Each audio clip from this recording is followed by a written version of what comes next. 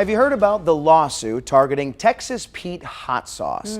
A California man is suing the company for being in North Carolina, not in Texas. As you might know, the hot sauce originated in Winston-Salem in 1929. So what does that mean for the company, and will they have to change their name? Well, WFMY News 2's Ariel Cadet breaks it down for us.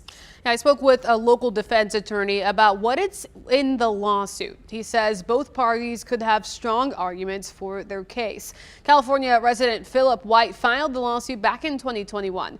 It's against the Winston-Salem-based company T.W. Garner Food Co. that owns Texas Pete. It argues the product uses false advertising by convincing the consumer the hot sauce is from Texas when it's made in North Carolina. Keith says he thinks the plaintiff could get somewhere with that argument. If it is in fact true that Texas is one of the front runners regarding their cuisine and the nature of their ingredients and spices, and for them to make this representation that this is from Texas by calling it Texas Pete, I think it's definitely something that a judge would definitely have to take consideration as to what were in fact your motives.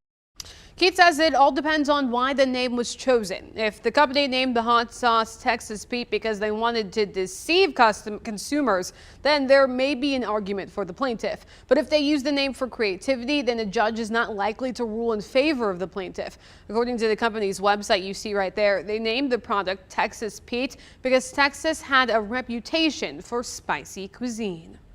You can generally pick a name as long as it's not some form of, it's already been picked with some other limitations regarding using those names and likeness. At the time they used it, the likeness of Texas Pete is not a source that's original in the sense that it cannot be used by anybody else. The lawsuit calls for T.W. Garner to change the branding in addition to paying monetary damages. We reached out to the company for comment and they sent us this statement that reads in part, "We are currently investigating these assertions with our legal counsel to find the clearest and most effective way to respond." And lots of people came to Texas Pete's defense on our Facebook page. Deanna says, what's next? Someone going to sue Cheerwine because it's not actually wine? Michael says, I have bad news regarding Mars bars and moon pies. Daryl says, French fries aren't made in France. I'm suing McDonald's. Steven says that it says where it is made on the bottle. Just because people can't read doesn't mean the company is liable. Janet says it's free advertising for Texas Pete. Good for them. Don says, don't you bunch of dorks go messing with Texas Pete. It's the best hot sauce around and I love it.